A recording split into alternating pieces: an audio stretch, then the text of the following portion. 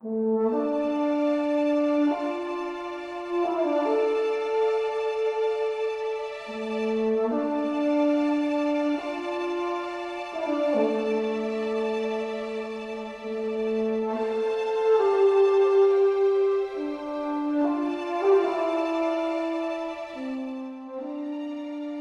all, welcome back to the swu.report podcast, videocast, wherever you might be viewing this.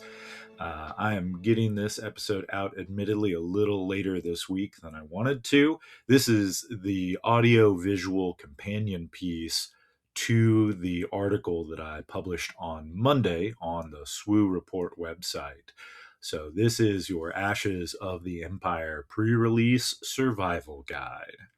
So now, this episode here is not going to necessarily be word for word the same as the article itself, but it is going to follow that same structure here as I work through things. So if you've already read it, there won't be a lot new, but there are two cards that I do want to hit on a little later in the episode that now that I've spent a little more time dwelling on this particular format, that I would like to go ahead and include these cards as well that were not in the article. So there's a little something for everybody here.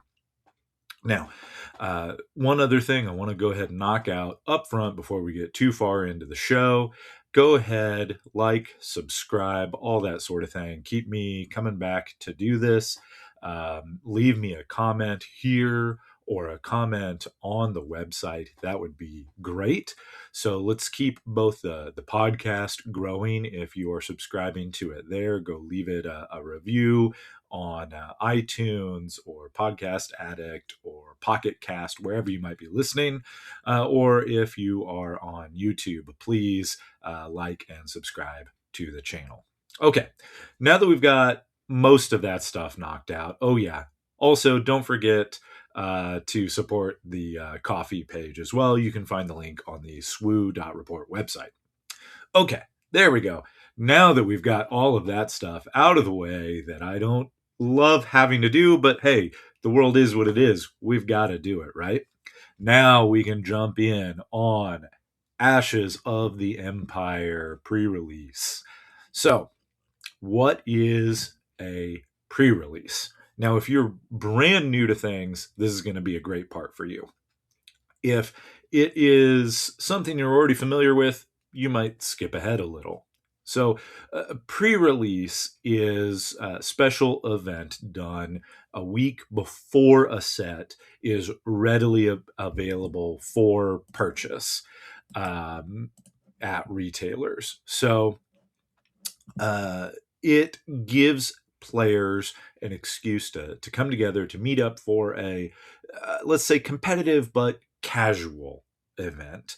So it's going to be a limited format. So even folks that are new are coming in on the same ground as everybody else. You're going to open 6 booster packs that come in a pre-release box or kit that stores are provided, of course, through FFG. So that kit includes the boosters, includes 2 leaders to start off. It's the same leaders from the Spotlight decks, and a deck box and tokens.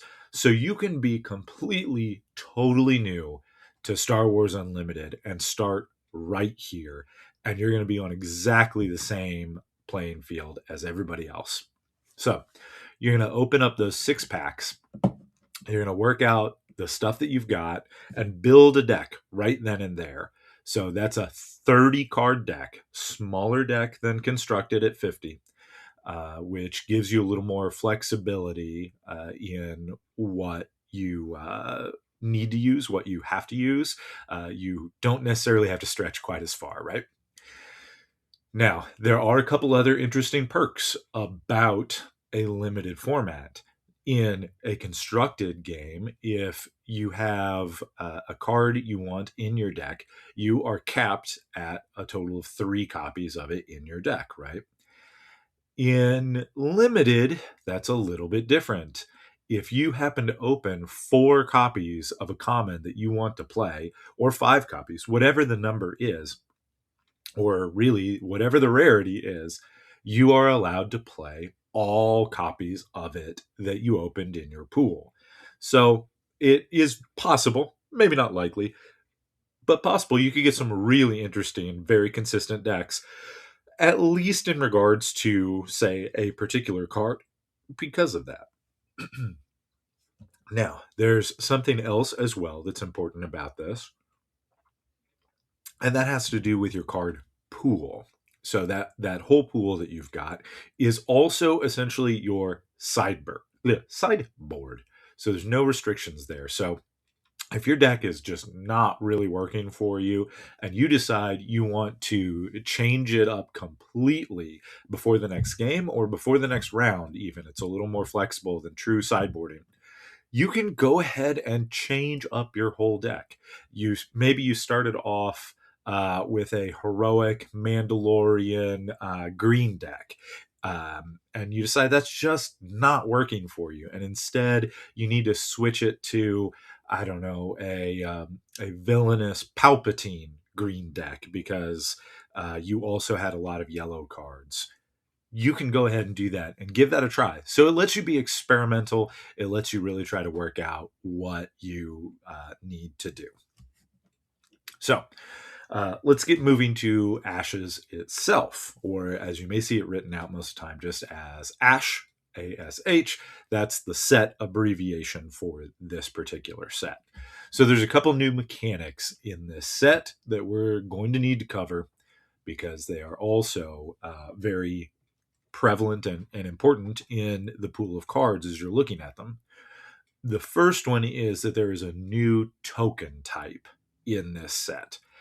That is the advantage token. So the 2 tokens used in this set are shields and advantage. You are not going to find things like the force or experience here. So what does the advantage token do? It's a token upgrade, much like the other ones I mentioned, but it only gives +1 attack. It does not give any HP or anything. And as soon as that unit ends a combat, that advantage is defeated, or that upgrade, which is an advantage token, is defeated. So that means it's just kind of stored aggression for a very temporary kind of tempo boost, right? You can potentially try to bank several of them, get them off in one big swing. You could use them piecemeal as they come to you. But it is also worth noting, as much as they are pushing aggression so that you can attack and use those, on the flip side, they are defeated at the end of any combat, right? So that means that your opponent is able, if they feel the need, to attack into your units in order to defeat those advantage tokens and deprive you of them. Even if your unit is defending, they are used up at the end of that combat. So that sounds, I'm not going to lie, like another push toward this being something you want to use aggressively before something happens to them and you lose them. Now, there's a third point about these advantage tokens that's really worth hitting on, and that's that they are upgrades. So while your unit has them, they do count as upgraded, which matters for some of the removal in the set and some card effects that get turned on while that unit is upgraded. And of course, it does mean there's some game state tracking here as soon as they are defeated. If there are not other upgrades left on the unit, they're going to lose some of those bonuses or eligibility for cards. So do take a little time to watch that and your management of what is or is not upgraded. So the other mechanic in the set, this is a new keyword called support. So when you play a support unit, you immediately get to choose another unit you have and attack with that unit, which is huge. This is giving you a free extra attack action. We've already seen how big something like, say, Cinta from Secrets of Power was by allowing you to compound action advantage like that. Support goes ahead and spreads that out to a variety of bodies. There is an additional bit to that. And I realize that now looking at it, that my write up on the website inadvertently kind of skipped this. That is not the only thing that support does. It also gives the abilities of your support card to the one that you are attacking with. So if your support card has multiple keywords, let's say, for example, support and overwhelm, the unit that you are attacking with now also gains overwhelm. That's also true for abilities such as when attack, do X, Y, or Z, right? So that also gives you some extra flexibility to get kind of a surprise use out of an ability that your opponent was not expecting to be on the board. So in some ways, this is a bit like ambush, which I think folks are already aware was an extremely strong keyword due in part to that action compression, the surprise factor, and so on. Support does maybe take a half a step back from that by requiring you to have a second unit on the board already. But I still expect this to be very strong and for this environment to be very kind of tempo motivated, and someone that is able to play with several support units over the course of the game, I think is going to be really ahead on the action game, be able to take initiative when they need it, ensure that their next action on the next turn is going to go off without something hampering it, things like that. Okay, and a couple other quick notes here from the article. These are not new ideas in this set by any means, but they are things I want to hit on. Number one is please, please, please do not forget the space arena. This is the type of thing that I will keep harping on forever. Space is extremely important. In a constructed game, you can try to mitigate that with removal, restore, things like that. If you are not playing to the space arena, maybe a hyperspace disaster as a reset, things like that. In limited and sealed in particular here, that's just not feasibly an option for most card pools.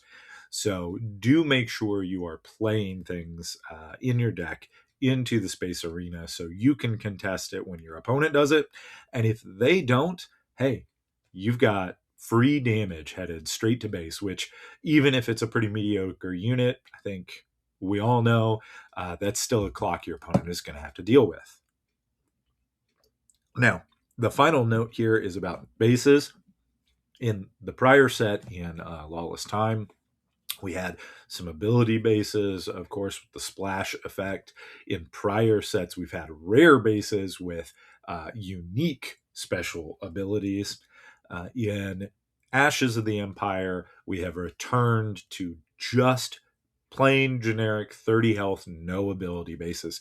And that's all there is in this set. So, to some extent, that simplifies some of your building decisions. And weighting of what direction to choose. It's really just going to be your card pool in those colors. Maybe a splash for a really important removal piece or something, but you're going to be much more focused this time around, I think. So, for my early read on the set here, what do we think about the various aspects or colors? Who's the leader? Who should you jump at if you've got the opportunity? That type of thing. And I think Vigilance is, again, like many other sets, Vigilance is the standout of where I would start here. It's got Sentinel bodies that are increasingly sticky. It's got solid defensive stat lines, base restoring and healing effects for long games. And of course, it's got removal, right? You've got fantastic options here: Imperial Armored Commando, Home One, Sentinel bodies, all sorts of things. We'll hit on specifics later, but I think Vigilance or Blue is the deepest aspect to be looking at in a limited environment. Next up, I think, is probably cunning, trickery. It's got a good bit of token generation, generally the advantage token, there, with the push as well for better sentinel bodies. I do think that really boosts the applicability of the saboteur keyword, and cunning has some very reasonable saboteur bodies to be looking at to get around those sentinels. And honestly, out of the leaders I've picked out for the ones I'm interested in, cunning takes the lead there on the leader front as well. Command, I think, in third here, gets a bit of a mention for some solid mid-range bodies, good density of the support keyword, which again has great tempo. Finally, I think in a general sense, aggression is probably at the lower end of the scale in this particular format. It does have some cheap beaters, some glass cannons, and that type of thing. But I really think vigilance is where you want to be if your pool will let you. Now, that said, let's move on to the leader breakdown I mentioned. And you may notice the first leader that I mentioned is actually for the color that I mentioned is at the bottom of that heap. So this is a tricky one, and it's an evidence of how single particular cards can really be pushed in a power level that is far beyond the rest of their support. So first up, we've got Cad Bane. He is an aggression villainy leader. Action, exhaust to deal 1 damage to a unit with 2 or more remaining HP. Then he deploys on 6 as a 4/7 with Overwhelm, and then does the same ability on attack. Now, this is a leader that everyone is extremely excited about for Premiere, and I see why. This is a fantastic control tool. It's got a very solid body, and it has an ability that does not cost a resource, which I think is also always a bit of an edge for leaders. So he is one that is going to make all of your trades more valuable. And again, kind of that tempo aspect of trading in a sealed format like a pre-release is going to become all the more important to be able to try to get 2-for-1s. So you can use Cad's ability. Say you've got a 4 attack unit on the board. They have a 5 health unit. You can use Cad's ability to do 1 damage to it since it has more than 2 remaining HP. Now it only has 4 left. Now you are able to attack into it and actually take it out. Of course, in that example, that's not really a 2-for-1, but that is hopefully letting you trade up curve, which is also beneficial from more of a resource perspective. But I think CAD is great in both directions. So if you've got the opportunity to pair CAD, particularly with blue or yellow in this pool, as I feel those aspects are stronger, I think your deck is going to be looking pretty good. So next up, who do we have after that? We have Luke Skywalker. Luke is one of the 2 leaders that everyone is going to get in their pre-release kit from the Spotlight deck. So Luke is a vigilant heroic unit, and when a friendly unit's attack ends, you may exhaust this leader. If you do, heal 1 damage from that unit. Then he deploys on 7 as a 6/7, and when a friendly unit's attack ends, heal 2 damage from that unit or your base. So he does change slightly on his hero side. I do admit in most limited games, 7 resources is probably about the end of the game. But I think this Luke gives you an opportunity to get some more of those 2-for-1s, potentially keep some of your units alive that would have that would have died otherwise. So that they are able to take out an additional unit or get an additional attack on their base. He has a very large body of his own, so he puts a lot of pressure on and may be able to finish a game when he flips. And as well, on that turn, you have a huge ability to heal your base. Of course, He does count as a friendly unit, so he can heal for 2 when he attacks. But if you've got another couple units on the board, I think it's very reasonable to look at healing something like 6 on the turn you bring Luke out, which potentially buys you quite a bit of time. Additionally, as I said, everyone has him, so I do think that is worth looking at him for that reason, particularly because the Vigilance card pool is so strong. And if you open a strong Vigilance card pool, but not another terribly exciting Vigilance leader, I think Luke is a very reasonable option to drop right in there. Now, one other parting thought before I go, I did already mention with Cad Bane that leaders that do not cost a resource for their ability tend to have a bit of a leg up in most formats, allowing you to make sure you're playing on curve, or at least not deliberately forcing yourself below curve or behind curve. There we go, behind.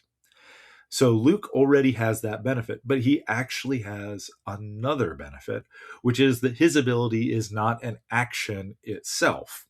Now, this game does not have this terminology built in, but past games that I have played, particularly past FFG games, Game of Thrones, used the terminology reaction, right? So that was a keyworded timing trigger, a bolded timing trigger, much like when played is in Star Wars Unlimited. So any of these leaders that effectively have, let's call it a reaction ability, meaning you don't have to spend a separate action on it, also give you a tempo leg up. They also give you kind of that action plus, as my friend Daryl in the Swu clan is fond of saying. So Luke has kind of a double tempo advantage on his abilities. He goes, well, tempo and resource. So I think that's also worth looking at. Next up, we bounce over to yellow, to cunning for Grief Karga. So he's cunning heroic. When you play or create a unit, you may exhaust this leader. If you do, give an advantage token to that unit. Then he deploys on 6 as a 4/7 with the same ability, but of course does not exhaust to do it. Grief, I think, is just a really efficient value engine. I mean, I think he has a reasonable enough body for the turn he comes out, which is great. But the thing that he really does is give you free additional stats. You're going to be playing a deck in a limited environment that is playing cards that you would not otherwise play in Constructed, right? Cards that are just a little too slow for what they should be, or a little understated, things like that. And Grief mitigates that. He may not make your cards into absolute bombs, but that extra 1 attack from the advantage token goes a long way toward making sure that those bodies are closer to being on curve, or maybe a little above curve, allowing you to make more and more efficient trades as the game goes on, or just to pile more damage onto base and create a faster clock. I think Grief is actually, in a limited environment, one of the best leaders we've got available here, because he just takes the state of the deck that you are already going to have, and he just makes it better and more efficient just across the board for doing exactly what you would have done anyway. He asks nothing extra of you. And get this, as we talked about a little bit before, his ability does not cost a resource, and it is effectively a reaction, right? So you're getting that same resource, that same tempo advantage off of Grief. I can't talk this up enough. I think he's going to be great. Okay. What do we have next? We are still in yellow. This time we're going to bounce over to Cunning Villainy for Shin Hati. When a friendly unit's attack ends, you may exhaust this leader. If you do, exhaust a unit that costs less than the amount of combat damage dealt to abase this attack. And then she deploys on 6 as a 4/6 and has the same ability. Now, her body, I think, is respectable enough. On 6, obviously, it's slightly worse than Grief's, who was a 4-7, but I think we can still work with this. That's still respectable for a leader in the current age. Her ability, though, again, kind of just rewards you for doing what you're already going to be doing, right? You're going to be playing units, you're going to be attacking with those units. And she gives you some added kind of tempo flexibility here. Of course, her ability has the same pluses that I've already talked about. It's a reaction, and it costs nothing. So that's already pretty interesting to be looking at. But she also lets you do, when you do damage to their base, which is something you want to do to end the game anyway, you then get to exhaust something on their side. This does take a little bit of management of how much attack you have, how much damage you can actually do to their base versus what you'll be able to exhaust on their side of the table. But that, I think, is still the type of thing that really sets you up to always be ahead of that tempo game, always an action ahead, always able to keep them on their back foot as they try to figure out either how to attack with their units into yours for trades or how to also race you on base. And I do think there's a couple other things that's really worth noting with Shin. And that's aside from the fantastic art, right? So, one is that her ability does not restrict you to which of the two arenas you're exhausting in. So, for instance, if you're heavy in the ground and your opponent is making it a race controlling the space arena, you can use her to disrupt that, to try to catch up, to try to keep them from being able to close. And I think that kind of cross arena ability is something that the game needs more of and is going to be a real plus for her. Now, the final thing that's worth pointing out with her is I mentioned tempo is going to be real important here, support, that type of thing to compress your actions, right? So that you're able to go first as the first action of the next round to ensure that something you need to do happens first. And I think that is also going to be very important for Shin. It's worth watching. I think there will be situations where you are going to elect to take initiative, even when you had a couple other actions you could have taken, just so you can make certain that you have the first action the next round to attack with something and use her ability to exhaust something else to keep your opponent from being able to close the game, for instance. So do watch out for that. Okay. Next up, we have Emperor Palpatine, still here Ian cunning villainy, right? Now, this one, I don't think he's actually all that great, but he is the other spotlight leader that's going to be included in every pre-release pack. So I think he's worth talking about. And much like Luke, if you've got a pretty good cunning pool, which I think is probably the second place aspect in this set, it may be worth going ahead and playing Emperor Palpatine just based on your pool. So, action. Choose an exhausted friendly unit, give an advantage token to it for each other friendly unit. Then he deploys on 7 as a 4-8, and he does essentially the same thing on attack. You may choose another exhausted friendly unit. If you do, give an advantage token to it for each other friendly unit. So this is the type of thing that I do worry is maybe a bit of a win more. You already need a reasonable sized board presence to get much out of this because it's other friendly unit, not each friendly unit. So if you only have one unit on the table, you cannot give any buff to that unit. You can still use this ability, it just will not give any buffs. You need at least 2 units on the table to get 1 advantage token, and so on. So I do think it's going to be a little bit trickier to get much value out of that. It's also a bit slow in that you can only give it to an exhausted friendly unit. So that gives your opponent the opportunity to attack into it, to remove the advantage tokens, as we talked about before. It means you're not able, without some kind of shenanigans, you're not able to attack with that unit until next turn. So even if they can't attack into it, they've still got time to do other things before you can use it at all. He's also a true action ability. So he's a little bit behind on tempo compared to the other leaders I was talking about so far. So I do not think he's a great choice. He's just kind of slow across the board, but he will be available for everyone. So I did want to talk about that. So, okay, what else do we have that's worth mentioning here? We've got Grand Admiral Sloan, who, and I'm not going to detail all of these exhaustively, but Grand Admiral Sloan, who has an action ability to pick an arena and then give every unit in that arena support and overwhelm. Grand Admiral Thrawn, who is vigilance and villainy, and you attack it. It is an action to attack with a unit. It gains Restore 2 if you have exactly the same number of units as your opponent. Ahsoka is command heroism. She's an action to choose a unit with less power than a friendly unit and give it +2/+0 for the phase.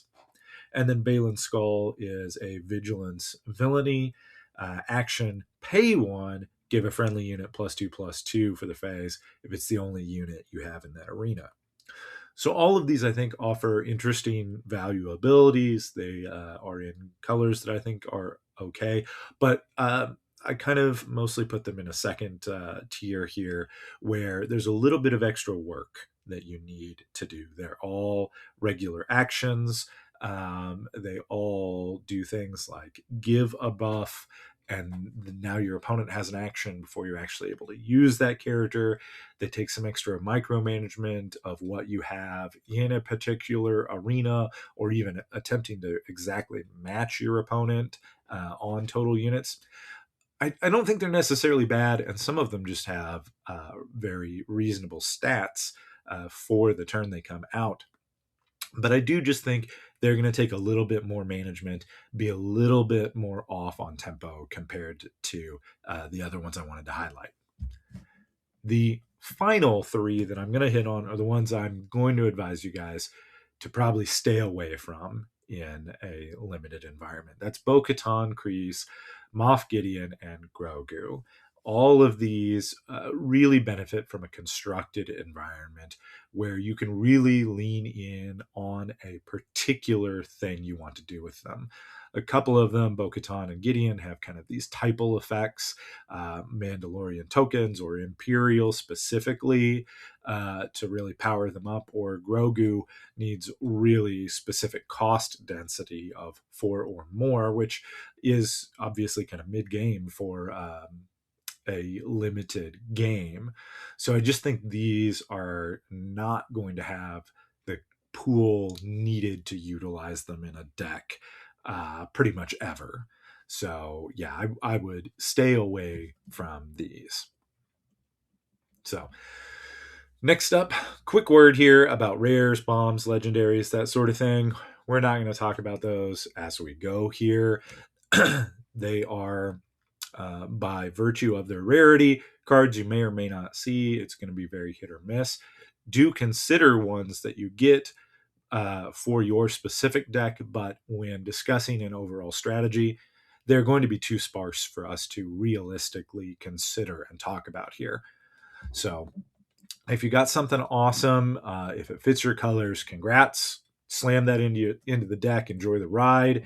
Even maybe if it's a bit of a spicy off color rare that it's reasonable to pay the extra 2 to play it, you might slot it in. Just don't warp your deck to do that.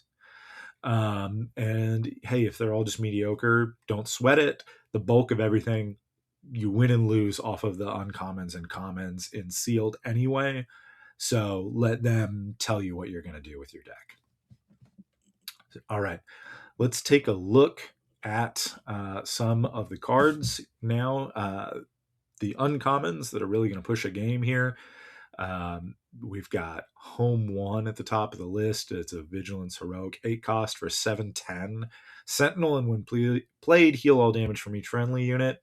You're not always going to get to 8 resources. I acknowledge that up front, but it's a 7/10 Sentinel in space. If you can get there and survive, not only does it freshen up the rest of your board to keep you in the game, but it locks down the space arena, and it's big enough that it can probably end the game for you on one attack, possibly two, but hopefully just one attack at that point in the game.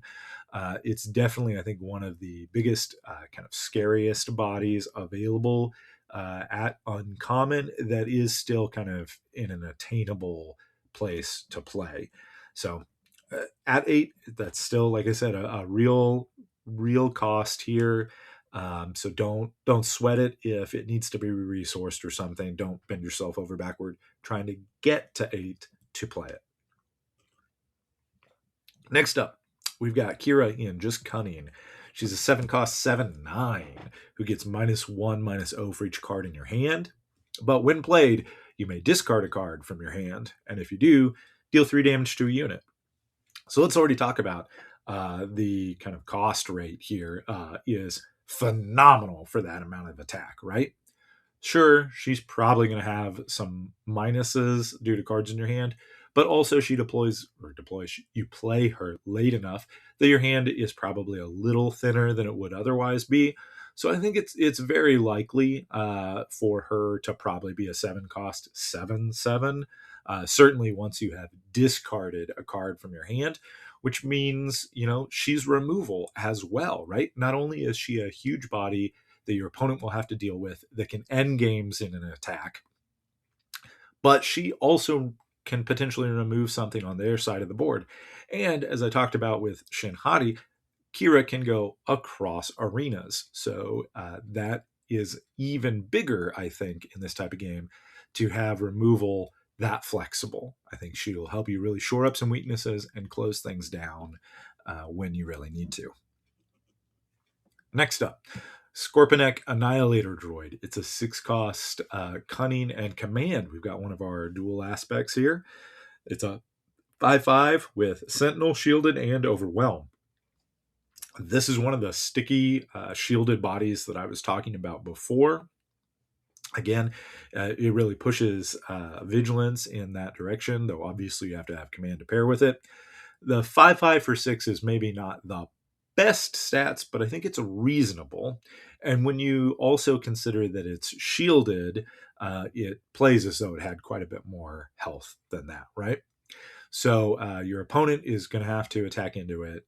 The 5 attack is large enough for that to be a threat of them losing whatever they attack into it. It probably defends a couple times.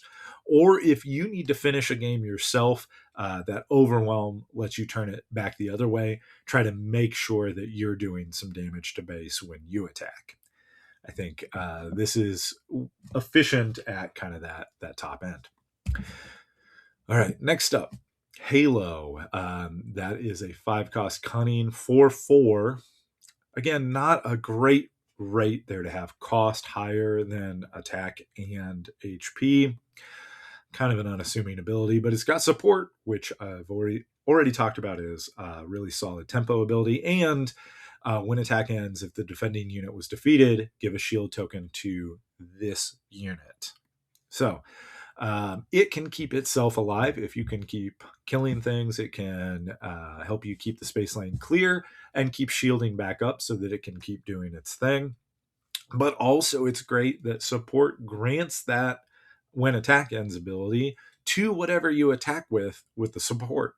So that also is going to help you keep something else alive that round and kind of take over advantage of the board state by defeating their units and then protecting yours.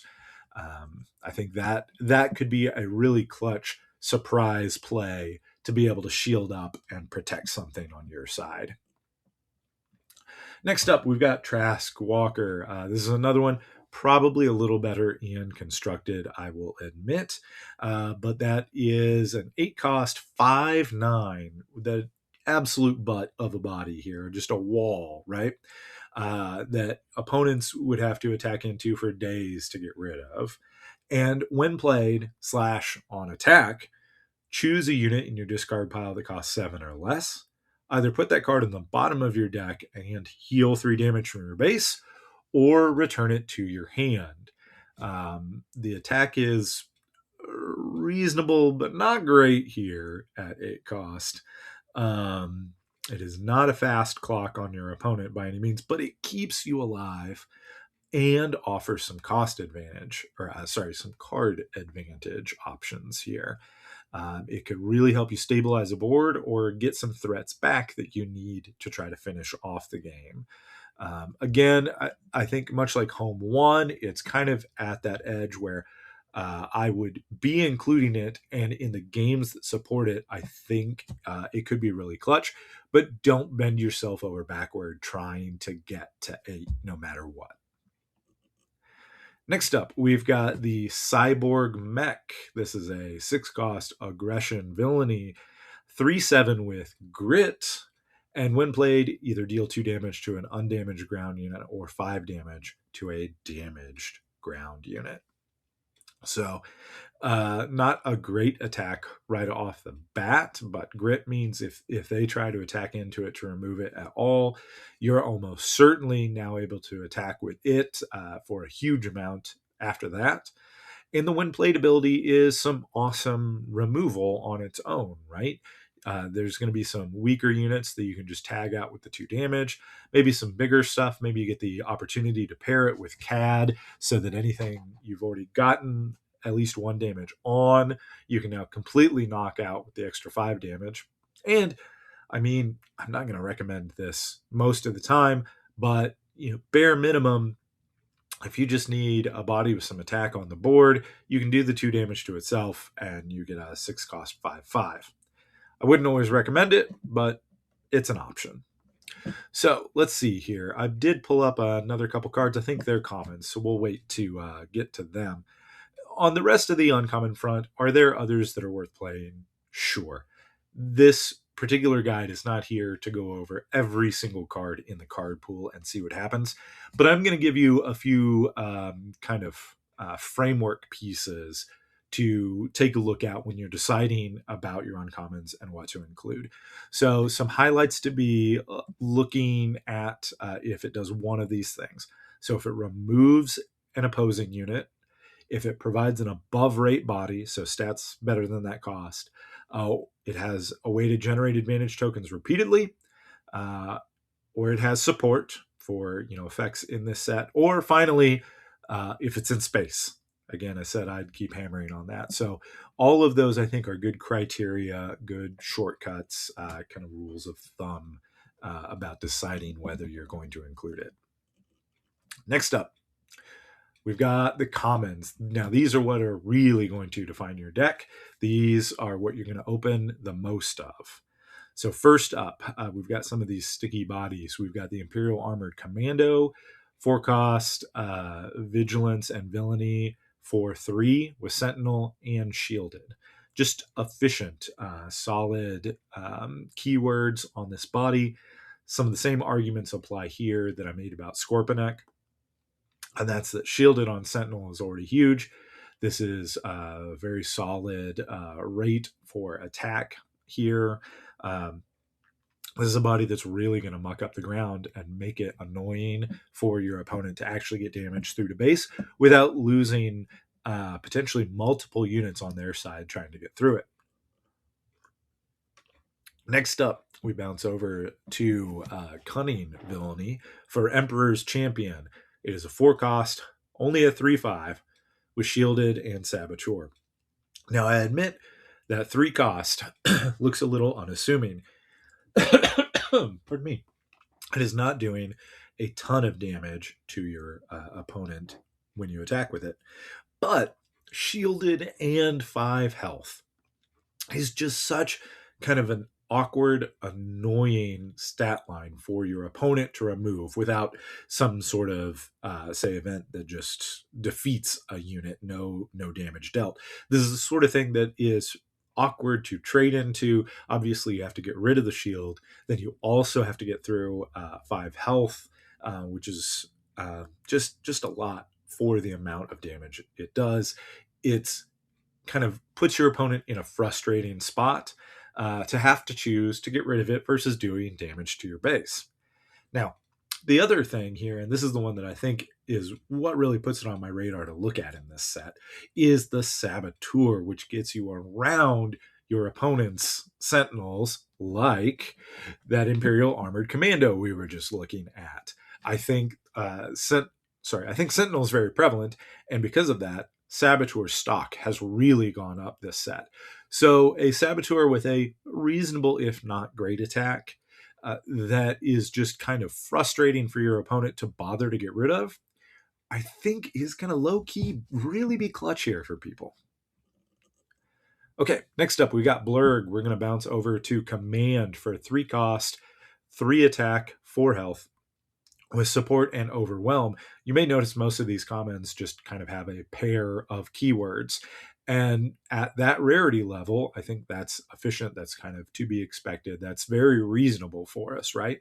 So this has the tempo effect we were already talking about with support to get a free attack action. It's got overwhelm, which also I think can help you squeeze through a few extra points of damage, particularly again with things getting mucked up with sentinels. The ability to grant some overwhelm might let you go over the top to deal enough damage to end the game. Okay.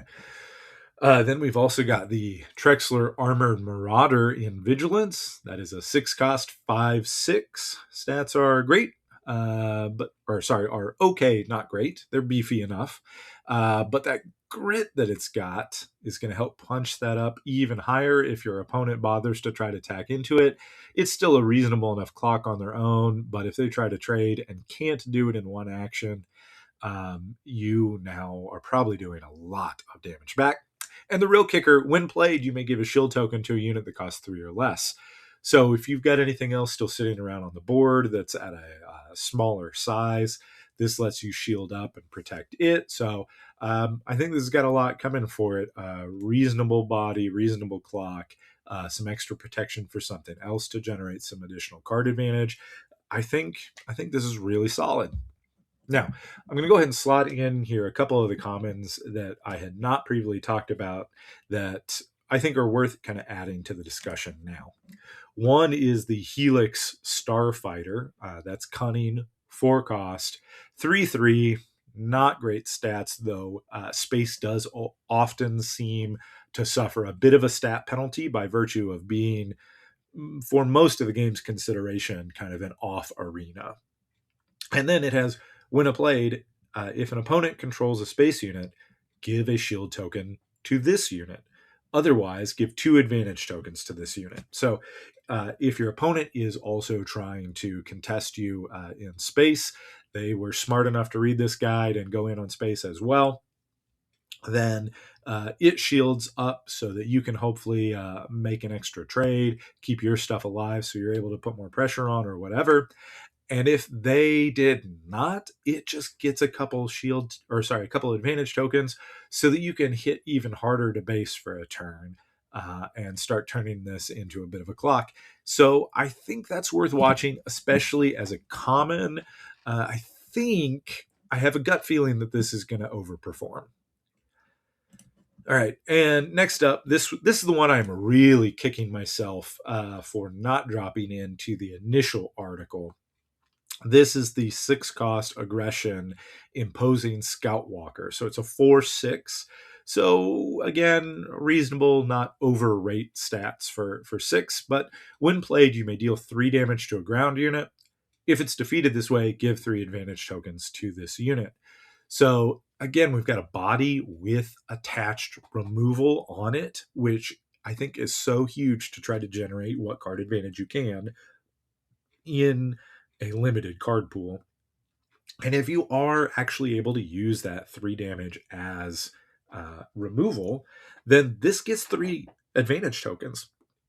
That means if your opponent doesn't remove them somehow and you're able to, untap and attack with this, then it's attacking as a 7/6, which might very well close out a game. Now, obviously, it loses the advantage tokens after 1 attack, but I think it's still done more than enough for you at that point in the game. So, I did mention removal in passing there, so let's hit on a little bit of the removal.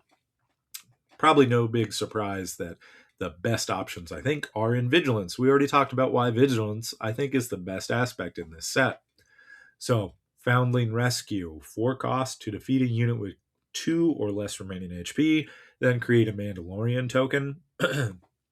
Now, of course, that is a pretty narrow targeting restriction. It can always hit other Mandalorian tokens, thankfully. But hopefully you can kind of work with either knocking out some of your opponent's early plays or being able to throw one of your early plays at something bigger on their side to get its HP small enough for the Foundling Rescue. Regardless, this is one of the closest attempts to be able to get a 2-for-1 in this card pool. Like, as printed, this is straight up a 2-for-1, right? You defeat something and then you also create something. And the Mandalorian tokens have a shield on them, so it's possible, if not likely, to turn this into a 3-for-1. So I think this is worth snatching up and playing if you've got it, even if you might have to work a little bit for that targeting. Similarly, Get Lost is a 4-cost Vigilance heroic event that defeats an upgraded non-leader unit. Again, there's a little bit of a targeting thing here you're going to have to work with in the game. And I do think it's worth kind of watching that this gives a large chunk of that targeting control to your opponent instead of, say, with Foundling Rescue, I can attack in with something of my own to try to get their unit's HP down to 2. It's much less likely with Get Lost that I want to put an upgrade of some kind on my opponent's unit in order to be able to defeat it. Sure, there might be scenarios where I want to do that with something like a throwaway advantage token, but we'll have to keep our eyes peeled for that. Unfortunately, I think I need to take a quick pause. We'll be back in a sec. Okay, welcome back, folks. Took a quick break from my voice. We are on to a bit more of the removal.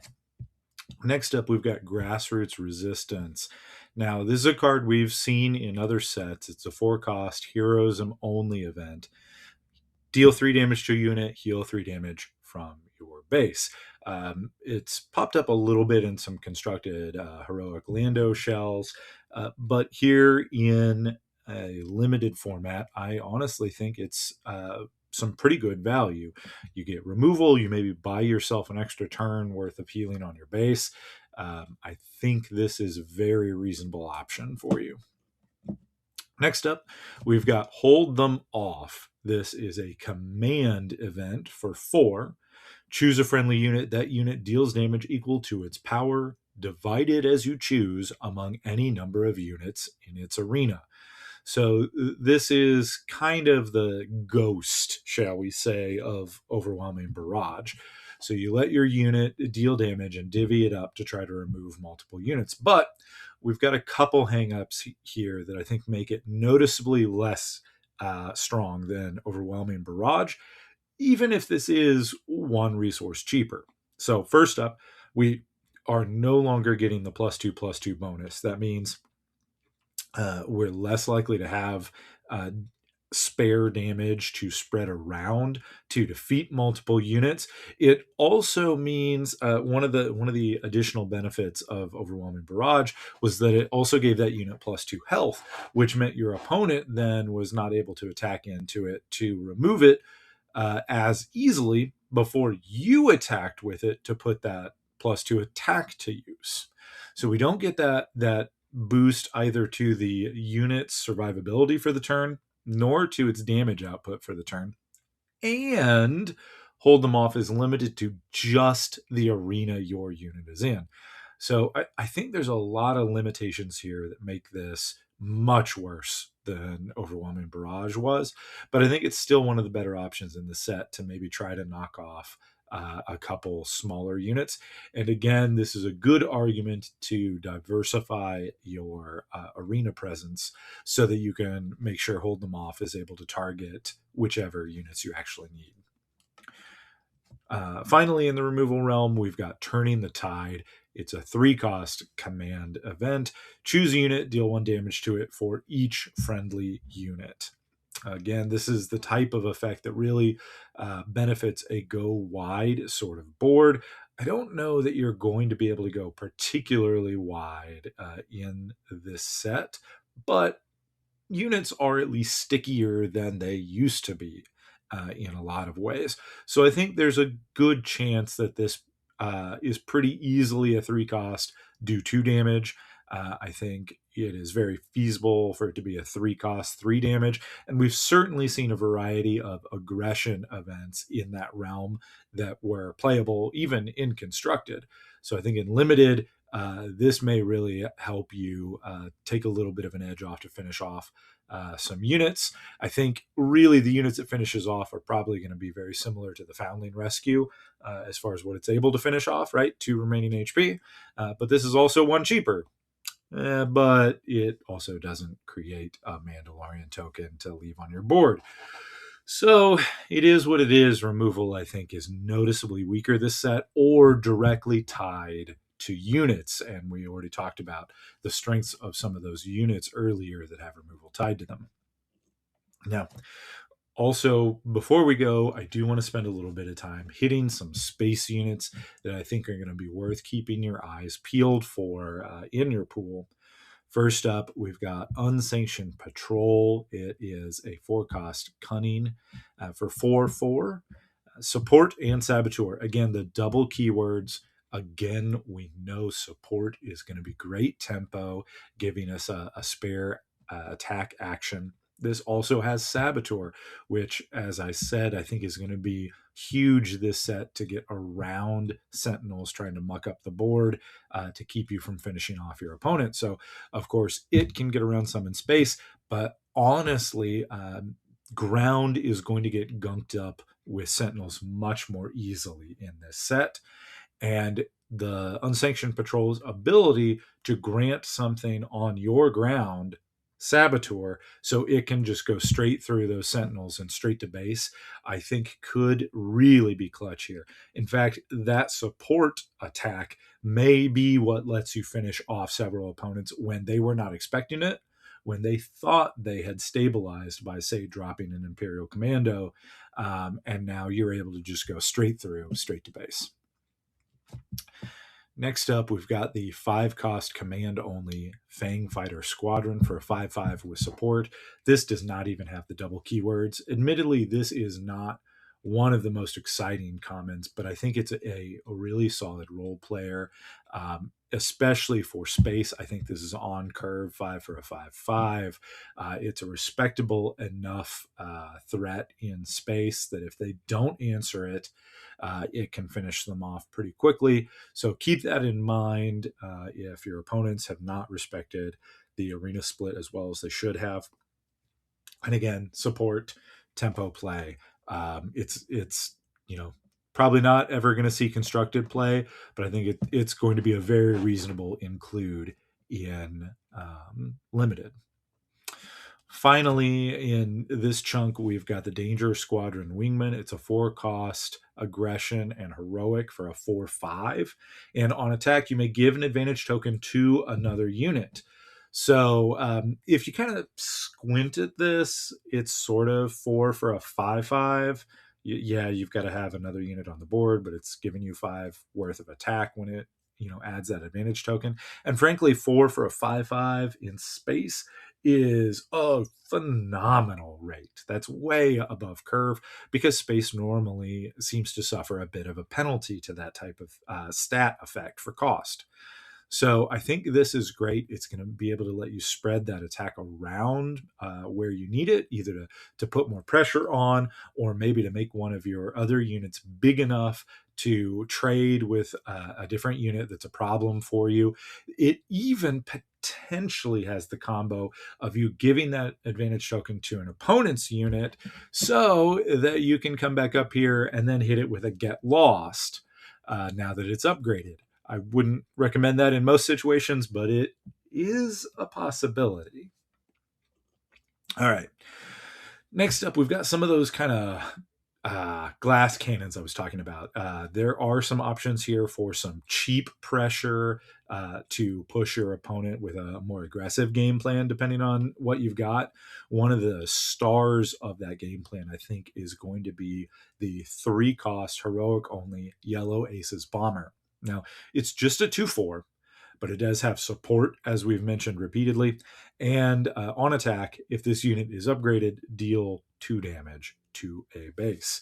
Uh, Upgrades are a bit of a sub theme in this set. I think there are definitely some respectable, just pure upgrade cards that you might play on this, like Durasteel Plating, to give it a shield and a small stat boost. And you certainly have advantage tokens flowing around. In fact, remember, we just talked about one in the Dangerous Squadron Wingmen. Now, it's going to come down the turn after this and not give out an advantage token until the turn after that, but the point stands just that there are these types of effects available. Grief Karga, that we mentioned as a leader, gives Yellow Aces Bomber an advantage token right out of the gate. And if you've got an advantage token on this, it attacks for 3, then does an additional 2 damage. So that's 5 right there. Now, of course, when the attack ends, you lose that advantage token. You're going to lose the ability to trigger that on attack. But as long as you can do this in several additional ways, this puts a lot of pressure on your opponent. If you can stick something on there and make this a pseudo 5/4 for 3 cost, that is so aggressive for this game. And again, in space, where defenders, where trades, where sentinels are less likely to be seen. Next up, we've got Shin Hati's Fiend Fighter. This is a 2-cost cunning villainy unit. It's a 3/1. Look, I know we all hate to see that 1 health, but I do want you to think about this particular card pool a little bit. Sure, things like Foundling could hit this, but on the leader front, we don't have to worry about things like Mother Talzin and Aura Singh. And in fact, the strong controlling, damage dealing leader in this set, Cad Bane, actually cannot hit Shin Hati's Fiend Fighter since it only has 1 HP. So, in kind of a weird way, this actually has protection in this specific environment of the Ashes of the Empire sealed meta. So 3 attack for 2 cost, already reasonably aggressive. In space, even better. Now, get this. When defeated, you may give 2 advantage tokens to a unit. If this unit, meaning the Fiend Fighter, wasn't defeated by combat damage, you may give 3 advantage tokens to that unit, the second unit, instead. So as long as you've got another unit on the board, if your opponent ever kills this, you are continuing to bank, you're continuing to apply aggression and pressure by putting that advantage on another unit of yours that is able to attack. And if they find a way to kill this that's not a trade, an event or something that kills this, you actually get even more aggression out of it to keep the pressure coming. And I think that's the sort of thing that is going to make or break anything attempting like true aggro in this pre-release meta. If you look out in uncommons and grab 2 of these, I would strongly look at trying to build a low curve, fast pressure, go as wide as you can. Your opponent's not going to have a board wipe, and just go to base. Finally, out of these, I'm going to drop the Pathfinder Sergeant. This is a 2-cost command and heroic for a 2/3 ambush and restore 1. And I do need to I guess clarify. I mentioned if you luck out with Shin Hati to go aggressive, but looking at this pool, I do think the 2 and 3 drops are a bit more thin than they have been in other sets. I think the meat and potatoes of what we're looking at and where we're really applying pressure to our opponent is through costs 4, 5, and 6. So it's going to be a little bit tougher, but if you do find yourself on the heroic end of the spectrum, you're looking for stuff to kind of spread out that curve. I think you could do worse than the Pathfinder Sergeant. Again, the double keyword is always a good starting point on a common. And restore hopefully gives you a little bit of extra time here. Maybe you can get another turn's worth out of that if you can restore a couple times. And ambush, of course, is a different variation on that action plus that attack plus something else. So in this case, it's play the card and attack for a single action. So I think there's something to be said there. Honestly, you're probably going to play him early just to keep the curve going, but he's not the worst either to play late game, again, to polish off something that has 2 health remaining, which you may notice appears to be a little bit of a theme of this set as well. So, all right, wrapping up our thoughts here for the pre-release and how you're going to look at constructing your deck. So once you pop everything open, there's going to be a few things that I suggest you take a look at. You're going to set all aside your cards, set aside your leaders and your bases separately in another pile. And then I want you to take the cards that you've gotten, your main deck cards, and I want you to lay those out in a variety of rows, so horizontal, and columns up and down, right? And I want you to pick a color or an aspect, let's say vigilance to start with for the first one, and I want you to stack everything that is, again, we're just going to pick one here just for explanation purposes. Let's pick heroism, right, or heroic. So you're going to have all your vigilance heroic cards, so blue and white, all in one stack, right? That is going to be the first of both your row and your columns. Then moving down from that, so in the same column, I want you to take all of your blue only, your vigilance only cards, and stack them. Then below that, do all of your vigilance villainy, so your black blue cards. So you're going to have a column that has all of your vigilance cards. And then I want you to go next to that and pick whichever you want next. Let's say command, right? So then you're going to do your command heroism, then below that your command, then below that your command villainy. And by the time you're done, you're going to have a column for each color, each aspect. And then you're going to have a row for each, let's say, morality, right? So all of the heroic cards in the top row, all the neutral colors in the middle, and then all of your villainy in the bottom. And this is going to let you see, once you have it laid out, a very tangible way to track where your pool is the deepest and thinnest and what you should be looking at. Then you can go ahead, consult your leaders and bases and match what fits what you actually got. So go ahead, do that. Pick, of course, your leader ability is going to have some weight in what you've got going on. Pick your base for some additional coverage of whatever aspect you need for the secondary. And remember, if you are missing a particular color, because these are all common bases, say for whatever fluke you got no aggression base, but your pool tells you you really need to play aggression, you are allowed to play aggression. You don't have to have opened that base. You can get one possibly from someone sitting nearby you that opened an extra that they are not using, possibly from the store, that type of thing. Just remember, it is only the basic bases you are allowed to do that with, not leaders, not any in-deck cards. So once you've made some of those decisions, you want to start pulling cards from your stacks to fill in the rest of your deck. So there's a few points there as you actually construct the deck that you want to keep track of. Okay. So again, deck building here, you're only building to a 30 card deck. Now you can probably push that to 31, maybe 32.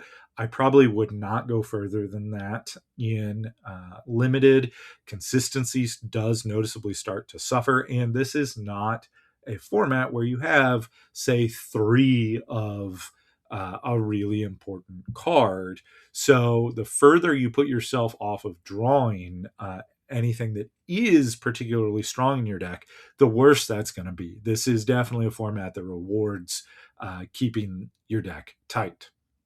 Next up, do you have enough space units? Again, like I said, don't leave that uncontested. Next up, do you have enough cheap plays? I know that I said the 2s and 3s are kind of thin in this set, so I think this is probably going to make this particular part of your deck building even more important. Make sure you're including enough there so your curve is not too top heavy and you're not giving your opponent, say, the first 2 turns of the game completely free without you contesting them at all. So be on the lookout in the 60 card deck there. Or sorry, in a 30 card deck, I'm probably looking at what, 6-ish at least. That's your bare minimum. So if nothing else, you probably do want to tend toward cheaper units as you go. It's not crazy, I think, even in only a 30 card deck, to be sitting at something more like 10 or 12 of these 2 and 3 costers. You're gonna wind up with some awkward off resource, kind of off curve plays. Sometimes you're going to be able to play 2 on 1 turn, things like that.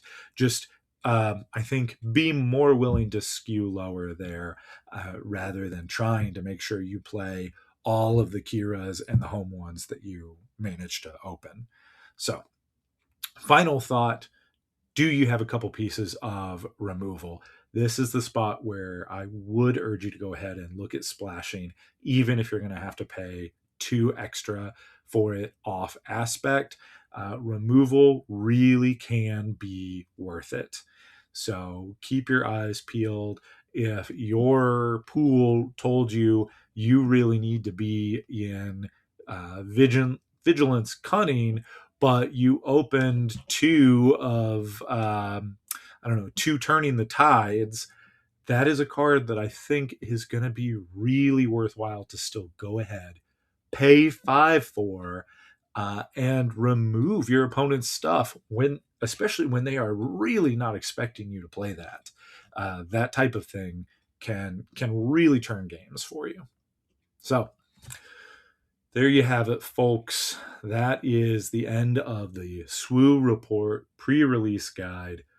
I hope you've enjoyed it. I hope this episode still comes out in time for you to listen and take some of these pointers into your events this weekend and throughout the week.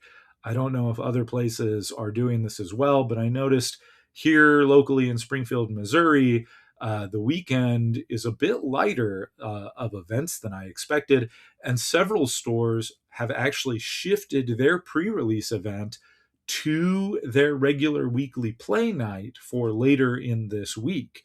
So we've actually got more of a week worth of pre-release events locally than I'm used to. So honestly, let me know, is that something you're also seeing in your local areas?